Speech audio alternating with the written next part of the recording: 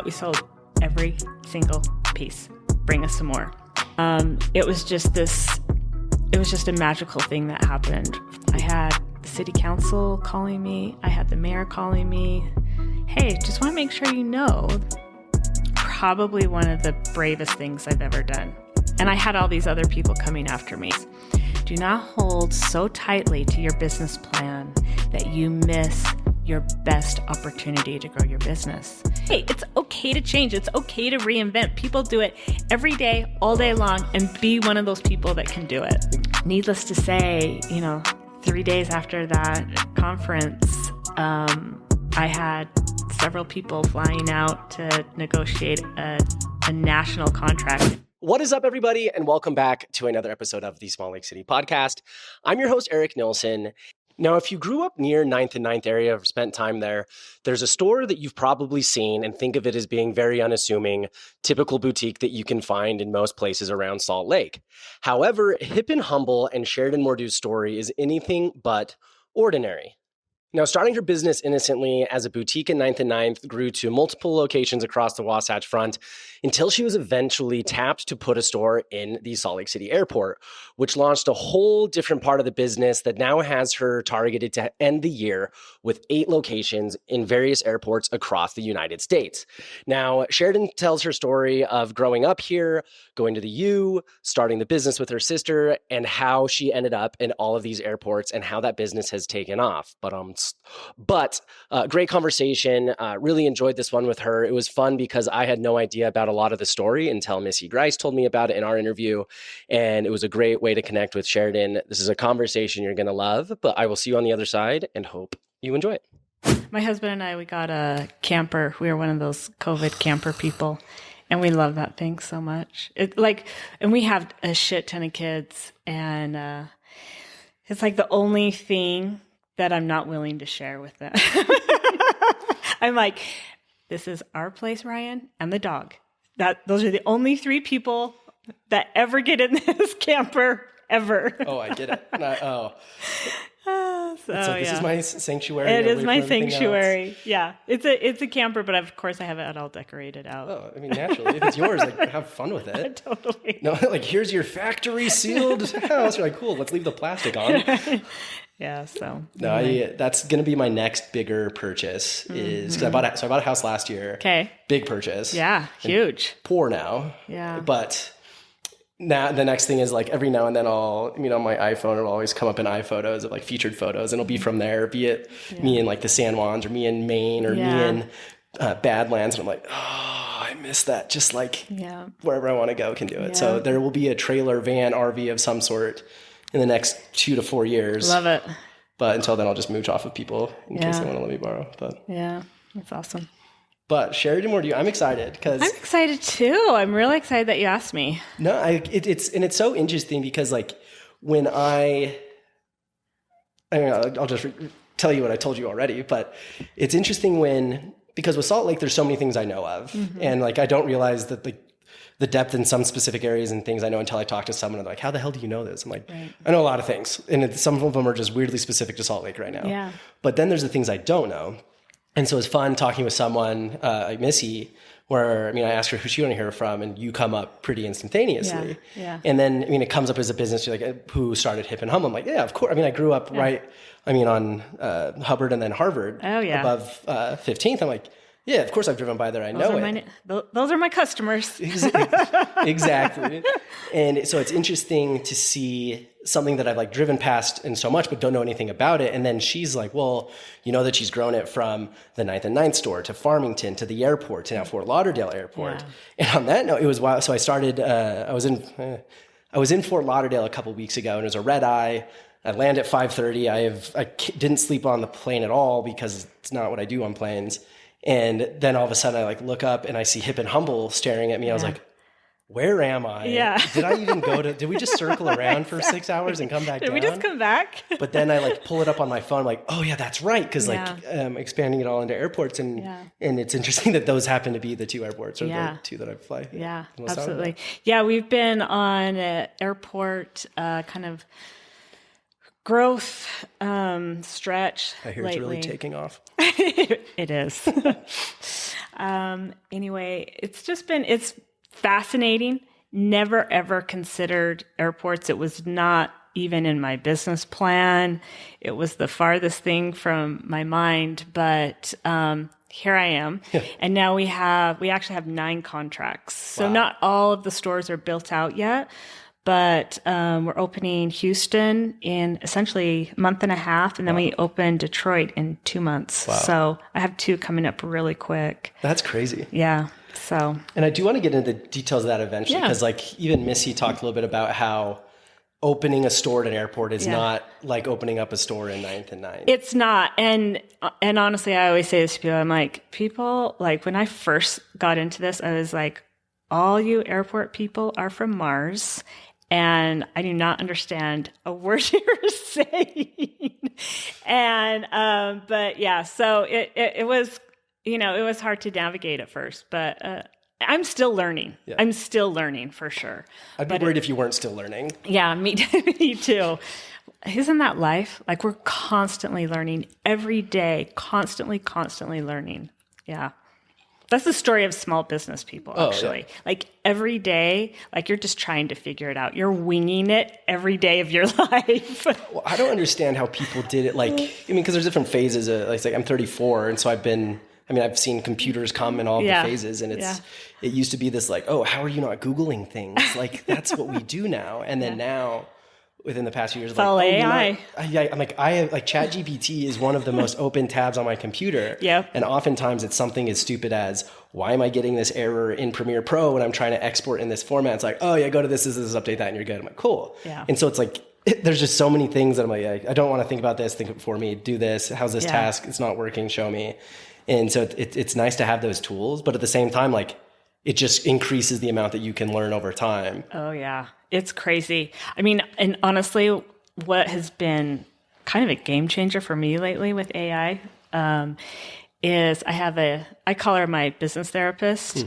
She's a coach, but it's hard not to like talk about emotional things, right? Like we all have emotional lives that intersect with like our business lives and We're everything. Not just business robots. We're not. Yeah, I know, it's crazy. So, so I call her my business therapist, and recently, I guess it was like a month ago, for the first time, she's this little thing came up on our Zoom, and it said like, this is being recorded by AI. Blah blah blah. It's like, great. And after we met, I get an email from her, and she forwards me all these AI notes. And it was spectacular. Oh, yeah. I could not believe the nuance that it could pick up from our conversation. And so every time we meet, I'm like, send me the notes, send me the notes. Yes. And I just go through them. I'm like, here, this is like, it's gold. I love it. Oh, I have one of those too. And it's like, cause I always was like the meeting note taker, like I got this one, and like, I hated it. No one loves taking notes unless you just want, like, if you take notes, you'll remember more. Yeah. Like even today I was on a meeting going over something with someone, and I was like, I got to write that down. No, I don't. It's coming. It'll be into my inbox soon. So it's like, it's all these different things that we can scale. I mean, especially as like a small business owner, time is limited. The things you can do is endless. Prioritizing them is always a battle. Something's always coming up. And so to be able to have a way to tackle the smaller things, or even like recurring things, is worth every penny. Yeah, absolutely. Absolutely. But Sheridan, I want to start with the story. I want to start from the top, because from Salt Lake. Yeah, I actually grew up in Davis County. I'm a Davis County gal. Went to Woods Cross High, go Wildcats. But I did graduate from the U of U. It's a good place to go from. Yeah. I mean, at that point of growing up in Davis County and graduating from the U, I mean, obviously being a very well-educated person, and everybody at that point in life knows the entire depth of the world they're going into and have a plan. Yeah. And it's not going to change at all. But what was your perspective on where life was going to go at that point? When I graduated? I don't know. I had a dream or like a vision of what my life was. And at that time, that movie, I think it was called You Got Mail. Oh yeah, I actually just watched that 2 weeks ago. Now, is that the one where she works? Tom Hanks, Meg Ryan, and she works at the small bookstore. Okay, great. He works at the big bookstore chain. So that comes out around that time. Well, probably when I'm like in high school, and I just romanticized this idea of like owning a bookshop and like driving kind of a beat up Volvo and like having this charmed life. You know, that's what I think that's what I thought about. I was an English major, so I loved reading, I loved writing, and so obviously even the idea of a bookstore was really fascinating to me. But I really come from a lineage of entrepreneurs. Okay. Both my grandfathers, my dad, like... What kind of businesses did they found? My dad actually ended up buying one of my grandfather's businesses. He owned several. One was an ice cream store here in Salt Lake, even. But then he started selling insurance. My dad bought that from him and kind of carried that legacy. My other grandfather was a cement contractor. And so growing up, entrepreneurism was very normal. Those conversations and like money and that was just what I knew. I say this kind of facetiously, but not really. I didn't understand. I didn't know that people actually could work for someone and bring home money. You know, like I didn't understand that concept. You just show up, they tell you what to do, you do it, and you go home? Yeah. I don't get it. Yeah, and you get money for it, you know? So it was a really comfortable place to think about owning my own business. So I had this kind of romanticized kind of vision. And then my sister and I were really quite close. She's Suzette, right? Yep, okay. Suzette. And she is 3 years older than me. And we're still really close. We started Hip and Humble. And really our passion is interior design, fabrics and color and texture and... Can you see? Yes, you don't say. So in case you're listening and not watching, so we're in Sheridan's office for Hip and Humble, which has an amazing space, and there are a lot of textures. And yes, so I believe you. This is our first love and our first passion. Cool. And so when we opened up Hip and Humble 25 years ago, it's almost 26 now, it was a furniture store. And we did big custom pieces of furniture. And one of the things that we did really well was we actually worked with local artisans who built all these really cool pieces of furniture, sold them. Well, there's economic cycles and there's ups and downs. Yes. And, you know, sometimes your business plan isn't the business plan that your customers need or want from you. And so...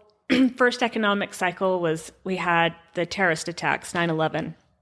And we just saw kind of this tightening of people's wallets. And so we brought in some smaller pieces, you know, something you could put on a bookshelf or on a coffee table, and maybe some little bars of soap, you know, that were pretty, you could, you know, use or not use in your bathroom, right? So we started doing that, and it kind of kept the business going. And one story that I really love to tell is my baby sister. Her name is Sony. She has this friend that she grew up with and obviously very close with our family. Her name is Annie. And Annie came to the shop one day and she's like, "Hey, I've made all this jewelry. Could you sell it for me?" And we were like, "Annie, we don't sell jewelry. We sell furniture," you know? It's a furniture store. Totally. Come on. But of course, you know, she's like this childhood, you know, family friends were like, "If you can bring us something to display the jewelry in, we'll give it a shot."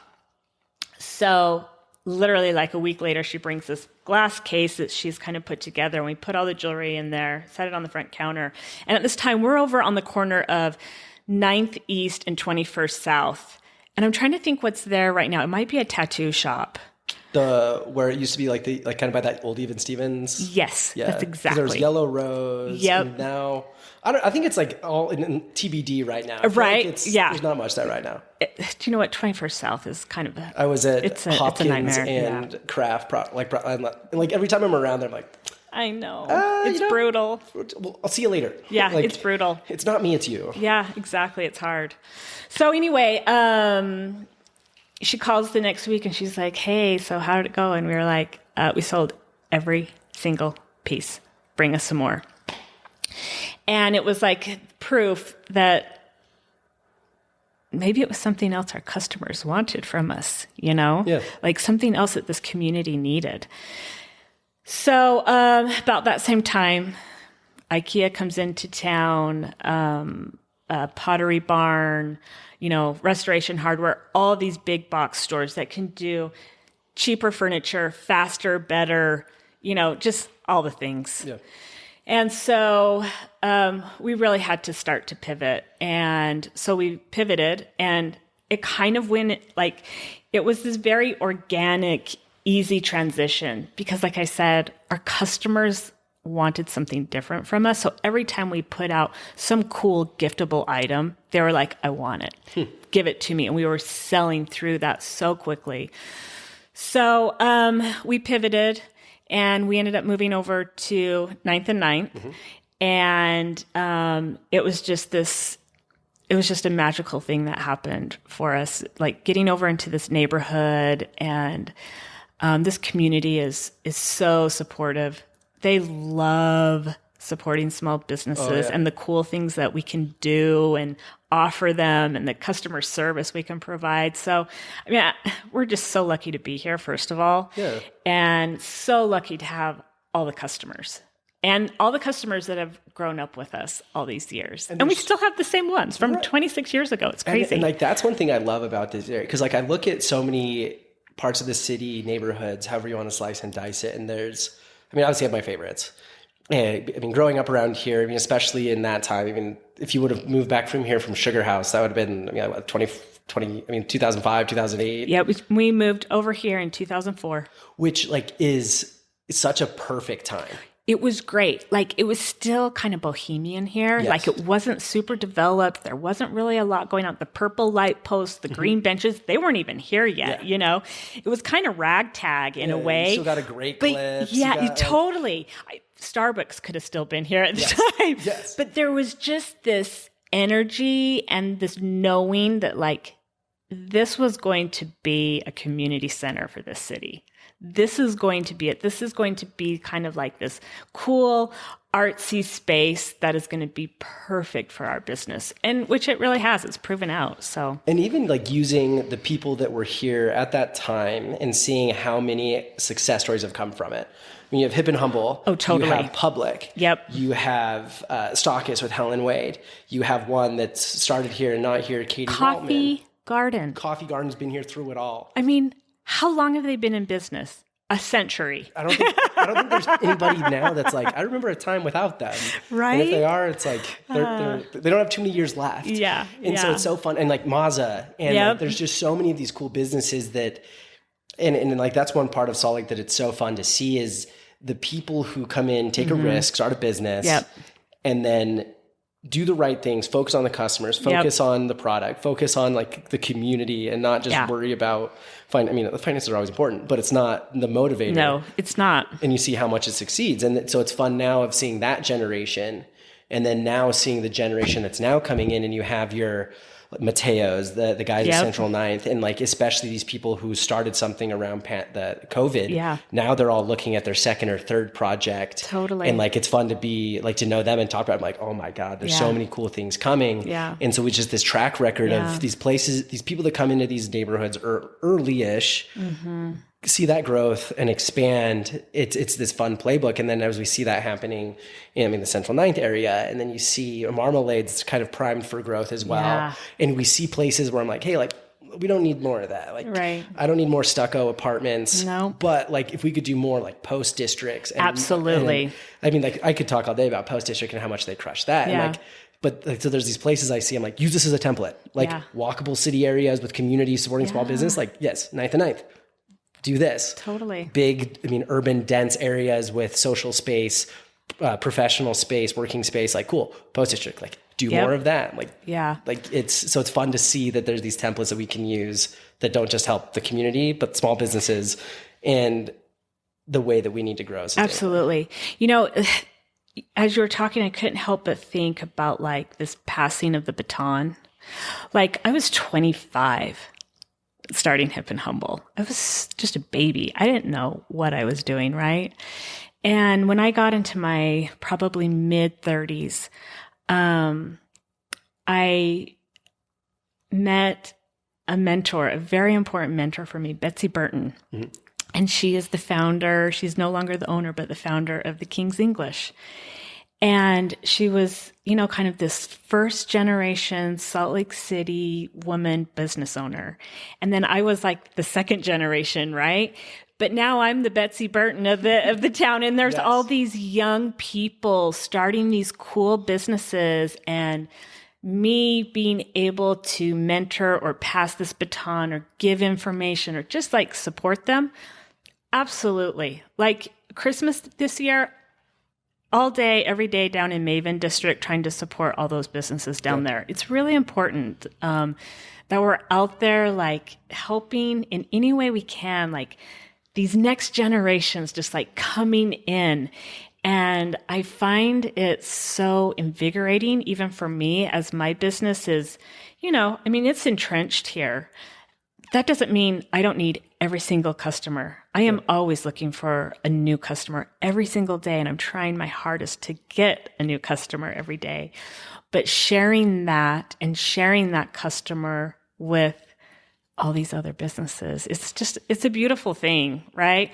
And that's part of like the development process that we're seeing in Salt Lake. And the more like we can be cognizant of what we're doing. So we create these really cool places where people can live and interact and shop and just eat, all these things, raise their families. Like that's what we need more of. And the more time we spend on that as business owners and developers and people that are a part of the community and share our voices, I don't know. I think you get a win-win all the way around. I always think of like the city and all these pieces as like a fabric.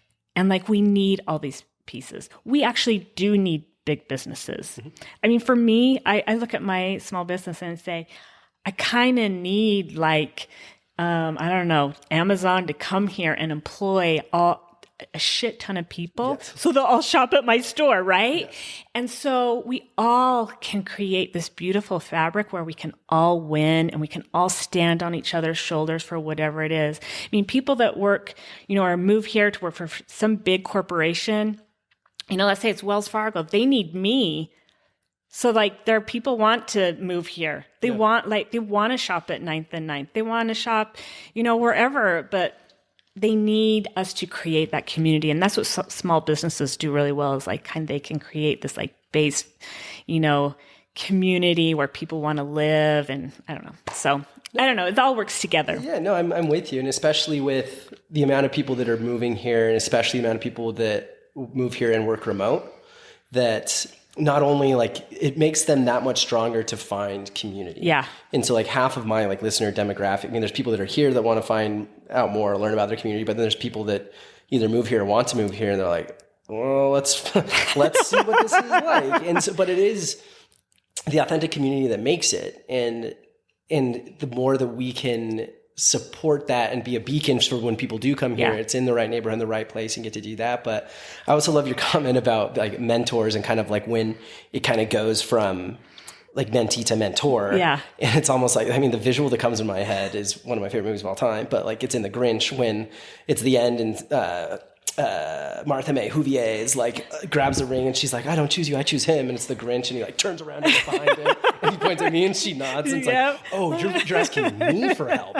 Like, oh, yeah, I know this and can help. Yeah. And you just start talking like, oh, actually, I do. I've done what you've done before. Yeah. And I can help you with that. Yeah. There's this transition that's constantly happening between, this mentee, mentor, established business, new business, it's always happening. And anyway, the more that we can like keep that energy going between all of us is better. And it's a two-way road. Like people have to be willing to reach out to people for help, but then also people have to be willing to meet people and listen no matter everything going on. Absolutely. It's one thing that I would really, say to like younger business owners is we need you. We have worked our asses off all these years to like get what we've gotten done in the city, but we need this next generation to come in and help us. Like we're kind of tired.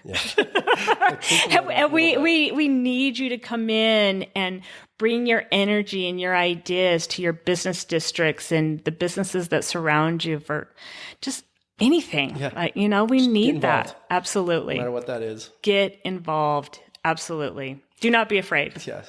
So cool. So like, I want to go back to Hip and Humble. Yeah. Right? So sorry. No. These are the tangents I love. And so you start Hip and Humble. Yeah. You pivot to more of a boutique after your jewelry experiment. Yep. Come to 9th and 9th. Yep.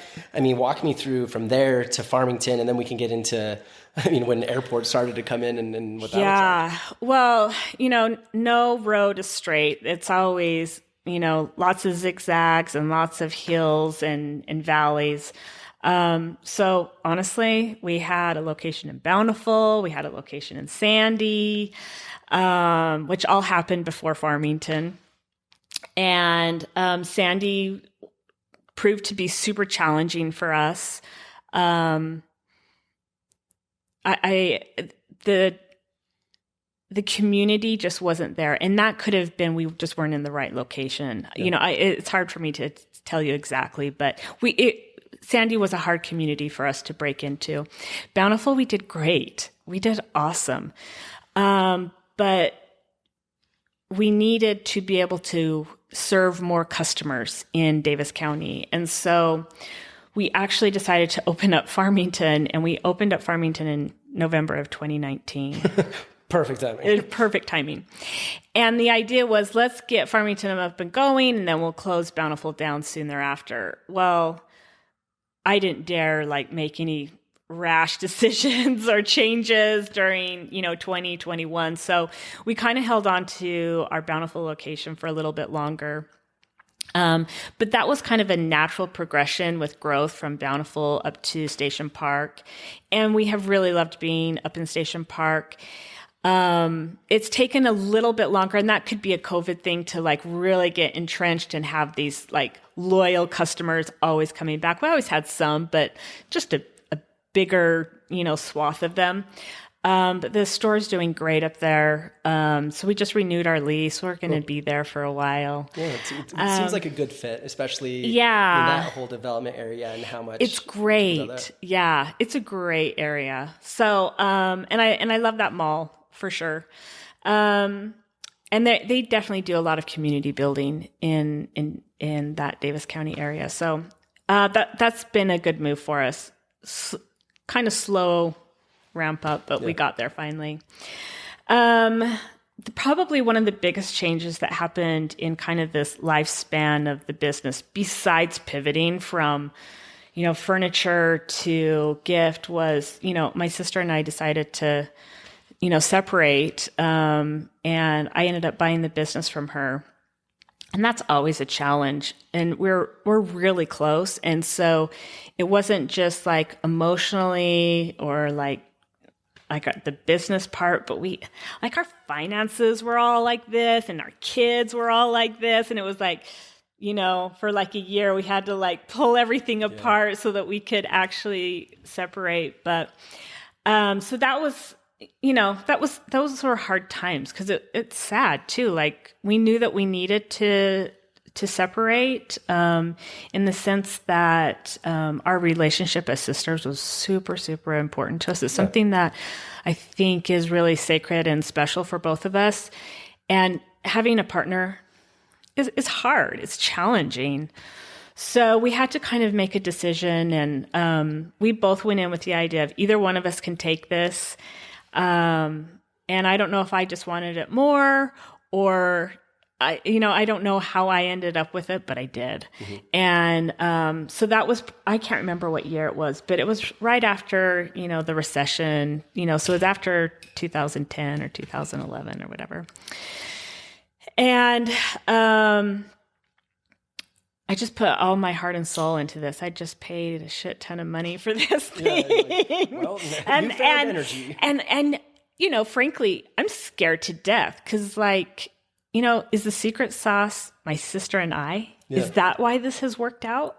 I don't know. Can I really do this alone? Yes. And I'm just can I do this by myself? So I felt like I had a lot to prove. Yeah. And, but worked my ass off.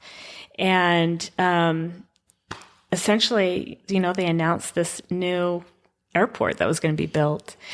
And everyone started coming out of the woodworks calling me. I had the city council calling me. I had the mayor calling me.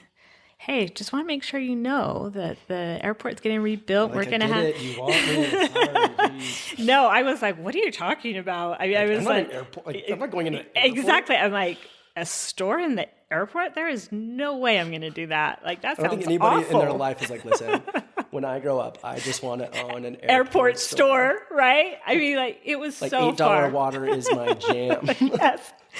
So it was just the farthest thing from my mind. But I just kept getting all these calls, just hey, we want to let you know that RFP is going to be coming out. Are you thinking about it? And so I was definitely something's going on here. They want me for some reason, or they want me to at least try, right? Well, then I started getting calls from these big national airport retailers. They're basically operators. They operate retail stores in airports. So I start getting calls and requests for meetings. And I just remember telling my husband, I'm like, I don't even know what they're talking about, but I'm just going to start taking meetings with people. And I'm just going to kind of see if I can figure out what all this talk is and kind of go from there. So I just started taking, meeting after meeting, trying to figure it out. Like I said earlier, they were from Mars and they're talking insane words and acronyms. And I'm like, what? I could barely follow a conversation. But I just kind of kept with it. And there was a couple of ideas out there that were really intriguing to me. I mean, you can always go into an airport by yourself. I could have pitched Hip and Humble all by myself. But, it's a big capital investment, and there are lots of regulations around it, and then staffing those things. There's just a lot. You even have to have a warehouse. You have to have a certain third party company come in and grab all your stuff that you want to take into your store. They have to x-ray it, and then they have to deliver it securely to the airport. I mean, there's just so many things. And so as I really started to dig into this, I'm like, this is a lot. How am I going to manage an airport store and make any money? There's just so much involved. So one of these particular airport operators really shone. There was basically a business development guy, and I really liked him. And he ended up being kind of a mentor to me in a way, just super honest. Your and Martian translator. Yes, he was my Martian translator. He was just this lovely guy, from Florida. He would come out here. And so he works for a company named Paradis Lagardère. And like I said, they have airport stores all across the country. And they're a $3 billion company. They're massive. And they wanted to partner with me. And they wanted to bring my brand to the Salt Lake City airport. And Salt Lake City wanted Hip and Humble. It was very clear. People kept asking me. So I was like, okay, let's do this. Yeah. So I partnered. It's always nice to be wanted. Is. It's one thing to go through a process and all right, well, make sure the deadline's here and here's all the paper and make sure and you're like, do I actually want to do this? This kind of sucks. But have people be like, we again strongly urge you to consider this opportunity. Totally. Yeah. So, long story short, we end up winning the bid. And they hadn't released the names of who they had decided and who had won. And it's quite a process. And let me tell you, I started having these conversations back in probably 2016. We opened the store in 20. It's a very, very, very long process. A very long process. And so they hadn't announced who had won. And so this was probably 2018, 2019. They had not announced, but I got a phone call and they said, "Hi, this is so-and-so, work at Salt Lake City Airport or something. And we have received your bid. We have a couple of questions for you. We're wondering if you could answer them." I was like, "Sure." And one of the questions is, "Do you think that the airport could support 2 hip and humbles?" Yes. No thought needed. Yes. And at that if you want a third, I'll give you a deal. Totally. At that point, I realized I've probably won this. If they're asking me if it could support 2, they ask you that and be like, "And by the way, you're still denied." Exactly. Never mind. Yeah. So I at that point I was like, I think we got this, and sure enough, we did. So we opened. That was a horrible, scary time because we were supposed to open in September of 20, and I really thought my life was over. Understandable. In every way, right? And I had owned this business for 20 years at the time, and I was like, this is the end. This is the end. We're opening during a pandemic. No one is flying. And if they're flying, it's not like, well, let's stop at the boutique. Yeah, exactly. Let's go buy some gifts. Yeah. So, I literally thought we were done for. We opened on September 20th of 20. And up to that point, I kept hey, let's shave a little bit more inventory off. Let's just shave a little bit more. Okay, I just kept kind of cutting it down, trying to make it super tight. Mm-hmm. And I didn't want to be sitting on a lot of inventory. We had no idea how many people were going to be coming through. Well, people came shopping. Whatever we just scrapped on inventory, bring it back. And we couldn't. Because the supply chain had gone to shit. Of course. So I have this very clear memory. I have greeting cards, happy birthday, right? That sell for $4. And I'm like setting them out one at a time on a display table because I am out of inventory. Wow. And I'm just trying to cover a table. And in my mind, I'm like, I think this is working. I think this is working. But then, like, it's like one of those, like, there's like a flow and you're like trying to like put duct tape over it. You're like doing something. Yeah. You're all I could do. Totally. So we tried to keep up that year, just trying so hard to get inventory into that store. And it was very challenging. But that store was received with so much energy. People were loving it. They were eating it up. I mean, it was just, everyone was talking about it. And I just knew we had hit on something. I was like, I just felt it. It was like one of my soul, like full heart and soul knew that this store was made for airports. This is something we should do. Everyone's loving this. Yeah.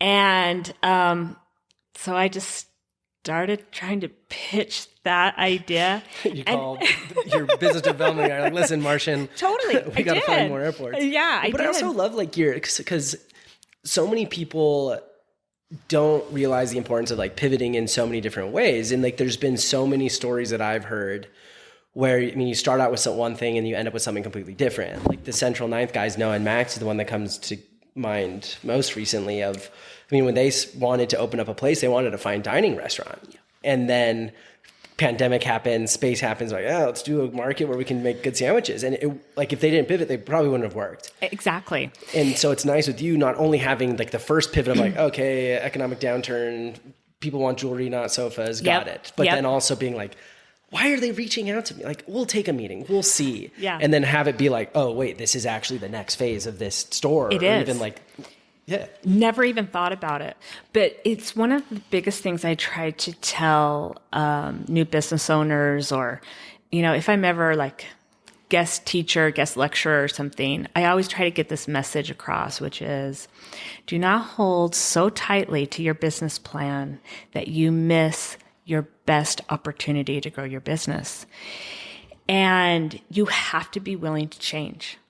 You have to be willing to look at the other side of the coin. You have to, because it could be your next biggest, coolest thing. Yeah. And so many people just hold on so tightly to this idea or this dream, and it fails because they're so unwilling to just look at anything else. And I was talking to someone about this, or maybe I wasn't, but it was about something. I have a memory of a conversation. Yeah, I have a memory of a conversation. Now I think it was more like a self-help. Someone was giving me advice about something else, and I'm pretty sure it was my business therapist.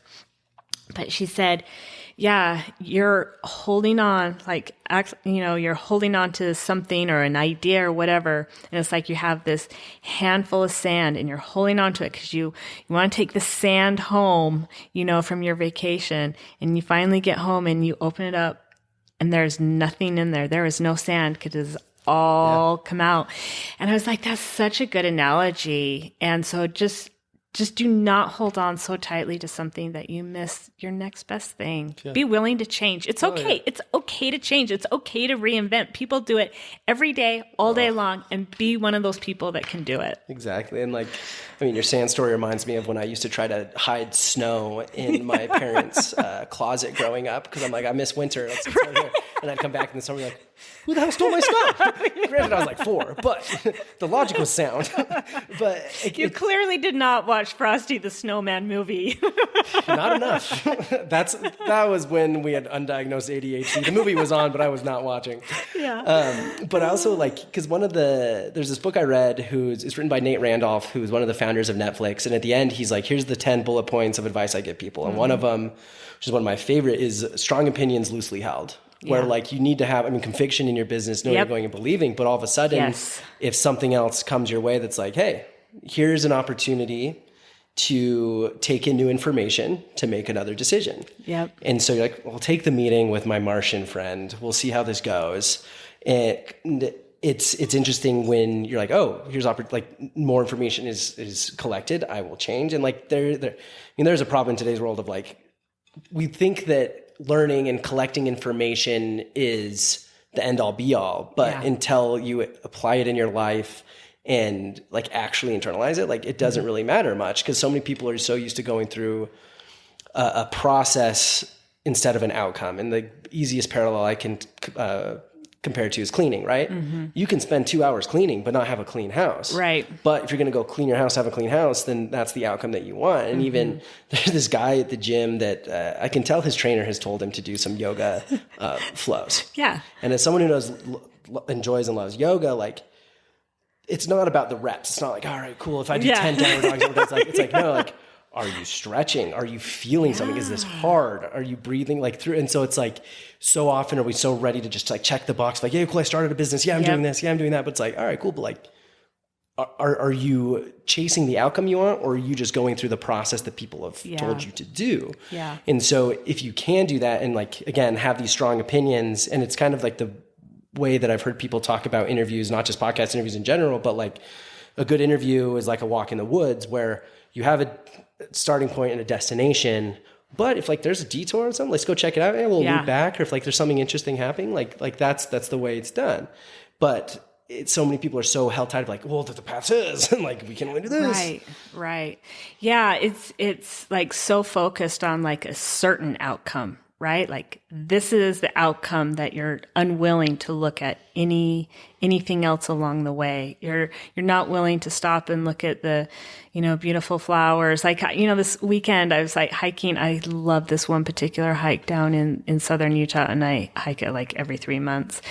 And it's 7 miles. What hike is it? It's called the Zen Trail. Hey, I love a well-titled hike. Right. But I love it, and it's 7 miles, and I can just walk out my door, and I hike this little loop, and every time I'm just like, oh my gosh, look at that cool barrel cactus. Oh my gosh, that scenery is so amazing. And oh my gosh, the prickly pear blooming, like there's so much to see.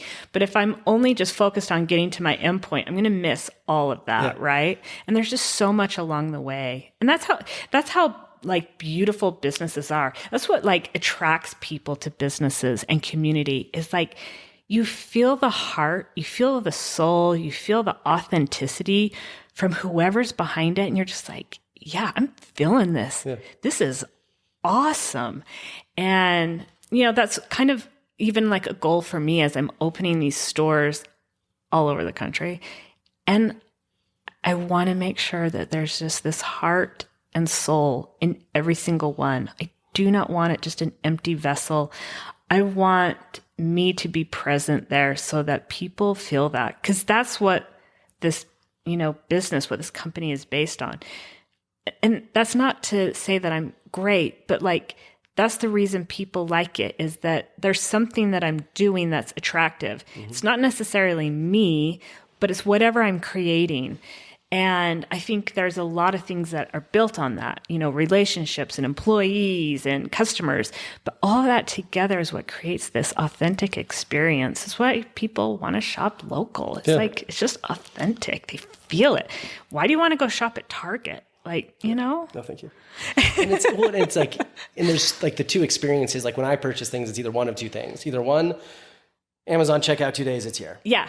I don't need a branded experience but I'm also a very particular person when it comes to clothes. I mean, just like honestly, anything that goes on me, it's usually a lot of consideration. And so that's when I do want that experience. Like I do want to buy something from someone in a place that I feel like I align with, like quote unquote, the vibe. Yeah.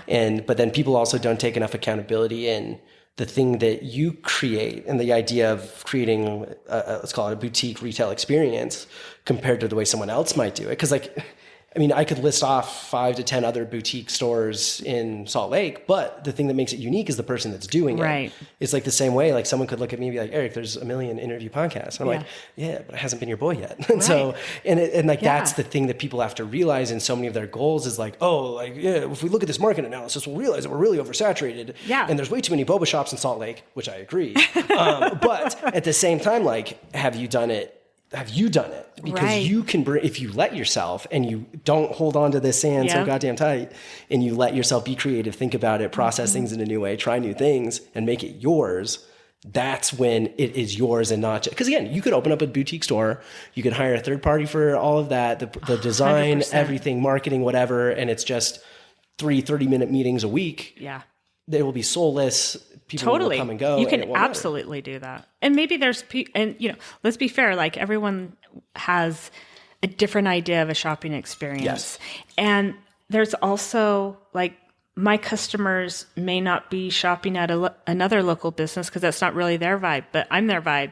And it's the same thing. Like we need lots of choices because there's lots of different kinds of people. Right. And that's the other reason, like businesses should always be working together because there's enough room for all of us. Totally. There's enough to go around. Abundance mentality. It's a big, big thing. Sure. So, yeah. So you open up Salt Lake and it goes very well. It goes really well. So you call a Martian guy like, listen, I did. I don't want to say I'm going to pivot my whole business strategy, but we're going to be good friends. Yeah. And so, I mean, is it the same guy that was rolling out all these other ones and it was really nice to have this relationship? Or like walk me through this moment from Salt Lake to now doing more. I again started getting calls because everyone was realizing that I had something and it was working. And so I started getting calls from other big operators that were competitors to the one that I had essentially created a partnership with for the Salt Lake stores. And they're like, hey, we want to go into this airport. Do you want to partner with us and bring your brand there? And so again, I was like, so it's not just me that thinks this is so cool. Yeah. A lot of other people are too. And so I have to tell you, like, this was probably one of the bravest things I've ever done. I've always been small business, so I am not going to massive, huge, expensive conferences, conventions. Like, we don't do that in small business, right? So, and you're not like talking to bazillion-dollar companies, every day either. It's just, that's not what we do. But I knew I had something that was of value. I knew that I was making a difference, and I was bringing a lot of joy to people in their travel experience. And I was enthralled with that idea. Like, people rubbernecking as they're walking down the hall to see what the store is. You can see it. Yes. And they're smiling, and they come in and they laugh at something we have, or they're like, oh my gosh, grandma will love this. We have to take this to her when we're on our way to grandma's. Like, there's just so much joy that I find in this whole retail business. So anyway, I book a ticket. I pay a bunch of money, thousands of dollars, and I go to this airport convention. Yes. And I knew... Did you have to go through TSA to get in? Oh, yeah. Always. There is always TSA.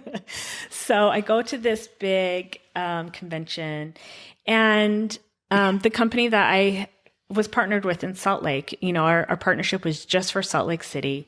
But I really liked doing business with them. And did I want to partner with them again? Yes.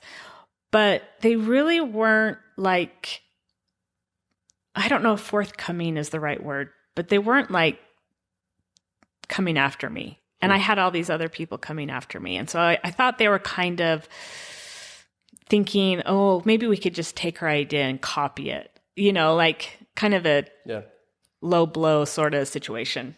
So I was a little bit worried about that, being knocked off by bazillion-dollar company. And anyway, so I show up to this convention, and everyone in the airport world is, three-piece suit, and it's mostly white males, three-piece suits. And then there's a few other people. Everyone's completely decked out. And I literally show up jeans, sneakers, and a cardigan. So I am completely out of the gate, just like out of place. And I had not called my business development Martian, but I had called another friend that I had made who knew a lot of people in the airport community. And I said, hey, do you think you could give me a couple of introductions? He's like, sure. And he kind of undersold what he was setting me up with. I show up and I have the meetings with the biggest players. And I was completely unprepared. I had no idea what I was doing. I'm just a small business person. I don't know this game. Yeah. I don't know this corporate game, this corporate world. My store here, please. Yes, Can we do this? Exactly. I mean, I look back and I'm kind of embarrassed, but at the same time, the fact that I showed up was so daring. And I really just want to say it was so fucking daring. I was brave. I was brave. It's like how to build a zoo, just 20 seconds of courage. That's all we got to do. It is. And that's the other advice I always give people. You just have to be brave. Everyone all the time is scared. You can have, the most powerful person in the world, and they are scared some days. It's just scary to show up sometimes. So anyways, I had these big meetings planned, and this company that I had signed with, I think they were like, oh, she's dead ass serious. She thinks she can do this. If she thinks she can do it, she can probably do it. We want to be with her. I think it was this realization that I was not kidding around. Yeah. And I had the brains, the power, the bravery. I had everything, and I'm going to do it. And so I was at this convention for 3 days, shaking in my boots every day, making a fool of myself, and literally for these meetings. So you have the whole convention going on, and then there's this hallway that's blocked off with a red velvet rope. Yeah. And then you can walk up to the person, standing there with a clipboard, and you say, my name is Sheridan Mordue, and I'm here to say X, Y, and Z. And yeah, okay, your appointment's in 15 minutes. And they pull down this red velvet rope, and they're like, you're in conference room number 3. And you walk in, and it is like a board room table that is holds 200 people, and they're all male sitting around. Yeah. They are all male sitting around, and there is this big, beautiful buffet on one side of the room. This is a world we have never seen, right? And I'm walking in there, I'm like, oh my God, what am I doing here? And I'm shaking, and I'm trying to present my store. But, word had gotten out. So a lot of people knew who I was and what I was doing. And needless to say, 3 days after that conference, I had several people flying out to negotiate a national contract. And obviously, I was really excited because the company that I had partnered with was Salt Lake, that I had this great relationship that I really loved doing business with. They were like, hey, you're not getting away from us. We're here. And so I signed a contract with them for... it's almost like this little relationship where it's like, hey, we've been dating, but I don't know, are you... I don't know if I'm in this forever. I don't know if I'm ready to commit. You're like, well, I'm going to have a girls' night. Exactly. And I'm going to put on a dress. I'm going to do my makeup. And we are going to go get some attention from some guys. And you're going to see someone's story on Instagram. And next thing I know, you're going to call and say, listen, I miss you so much. I made a mistake. Let's go get lunch and talk about this. And you're like, yeah, it better be a nice place, and you better be paying. Totally. So it was exactly that. And I got what I wanted. And soon there, it was within a week, I'm on a Zoom call with Fort Lauderdale, and they're like, they wanted to look into the whites of my eyes and see if I could really do this. And Ed is a great airport, great people. And we just hit it off, and the store opened there. Let's see, when was that? 2022? Okay. And we opened in Charlotte and in Louisville last year. And we are opening, like I said, Detroit and Houston in just a few weeks. And then we have a contract for San Diego and for San Jose. So we're just kind of cruising down the road on these. And I don't know if I have an end goal. I just love my life. I love what I'm doing. I am so super passionate about it. I love being involved in our community. If you're going to go on a 7-mile walk in St. George quarterly, you have a camper you can go, which, no kids, dog and husband only. And you get to have a great forecast. It's stressful and there's always going to be work to it, but a great forecast of things that are happening. Smell the flowers, enjoy the ride. I always hate when people are like, so what's the goal? What's the end? Even when I started the podcast, everyone's like, what's the goal? What's the end game? Are you going to sell this? I'm like, listen, I just want to talk to people, and I think this is what I need to be doing, and it ended up being that. And so, there is no, enjoy the ride. It's not I'm like, I just started my SaaS company, so if I can scale and get my TAM up to this, then we can exit to this person and really make 7 figures. I'm like, yo, just enjoy life. Totally. And that's what I'm doing. People are always saying, what's the end goal, or what's your exit strategy? And I'm like, I'm just trying to do stuff. Another project that we started working on this year is developing our own beauty line. And so in July, we're launching hand cream and perfume and lip gloss, and it's US made. It's awesome. It's we have done every single inch of this. Which is such a fun, completely different venture. Completely different adventure. And I I'm working on cool stuff, but it's all around like this, hip and humble brand. And, people are like, oh, your empire. And I'm like, I don't really look at it that way. I'm just like doing stuff that fascinates me. And I get to work with like cool people and do stuff. And I don't know. And I get to be involved in this community, as busy as I am and like how we're expanding and growing.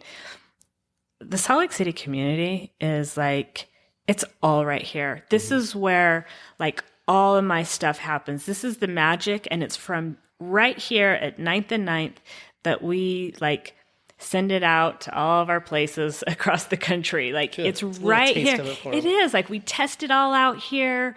We do everything and then we just kind of send it out across the country. And I think that's like why it has this authentic vibe, even in, Charlotte, like it just, people feel it. So, and you could, and I'm going to go back to You've Got Mail, where it's like, at the end of the day, that's what you wanted to do. You're enamored with this idea. And like, that's the brand, the feel, the vibe that you bring to it, where, I mean, you could have easily just been like, all right, let's scale this. And if we can use this, this is our blueprint for this economic, this build out. And we could do that, like, which again, wouldn't be wrong, but at the same time, like to have that mentality opposed to like, I'm intentionally building an empire. Like, no, I'm just trying to do cool things. And this is where it's taking me. It is. Yeah. It's a journey. It's just a journey. And like I said, just always be willing to like look at the other side of the coin. At least take the meeting. Like, take the meeting. You're not even going to hear them out? Totally. Come on. Don't worry about doing that 7-mile hike in 2 hours. Just take it as Tell it me comes. how many pictures you took. Tell me how many, like the new, because so on the van trip, there was a moment I got into bird watching. Yeah. I like Amazoned in my binoculars. I had my Merlin app, which can hear any bird and tell you what it is. Yeah. And all of a sudden I'm this guy on the trail with binoculars, just like, and I was, it was someone sent me a picture of me doing that. I was like, I get it. I would make fun of me too, but I love the all the plants. I like to do plant identification, and actually even on this last trip I was like, really need to get enrolled in like that, what is it, like U extension classes, the classes for old people. There's a couple I've been eyeballing. And like I need to be learning and I know quite a few plants, like self-taught. I have lots of like botanical books, but I really want to get even deeper into that. It's so cool. Go find your people. Yeah, right?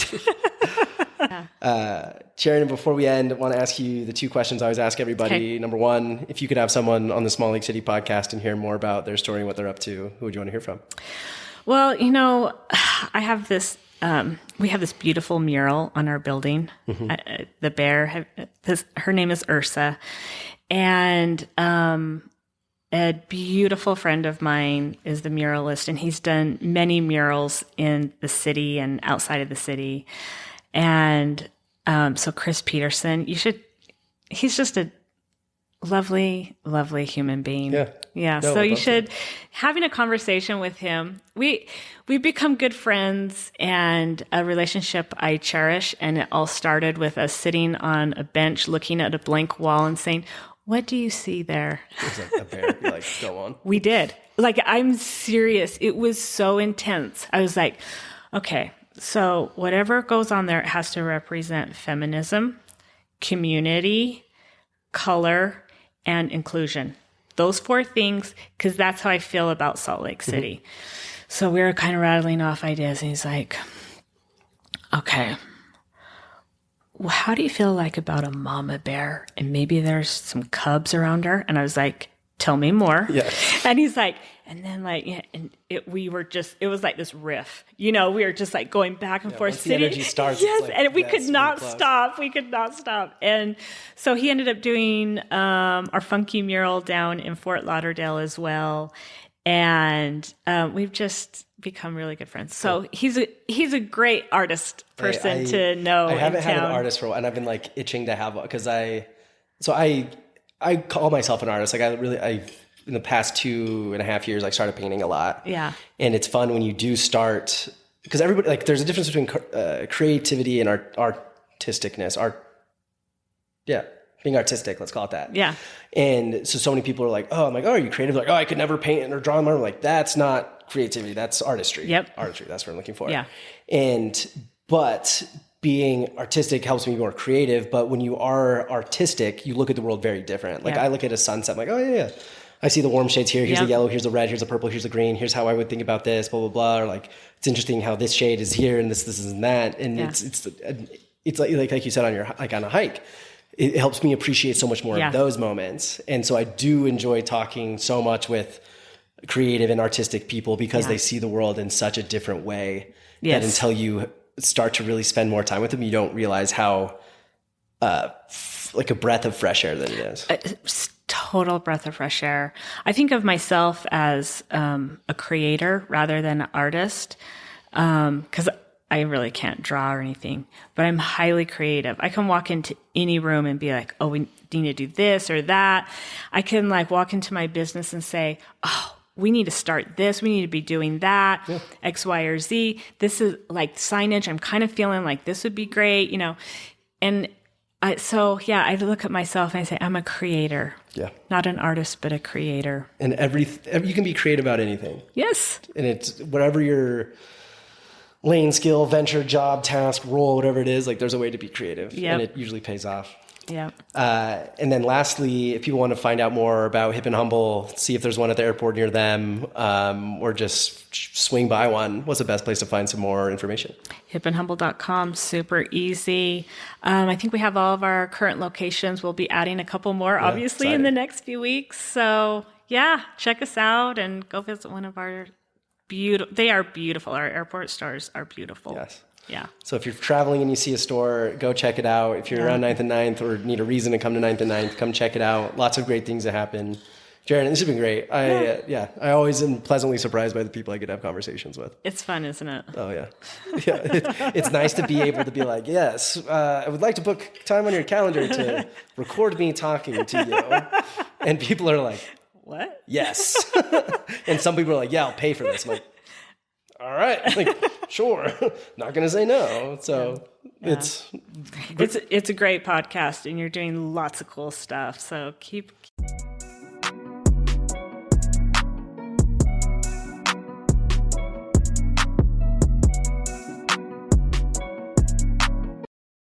Thank you so much for listening to this week's episode of Salt Lake City Podcast. Don't forget to like, follow, review, subscribe, and share this episode with your friends. And we'll catch you next week. We'll see you there.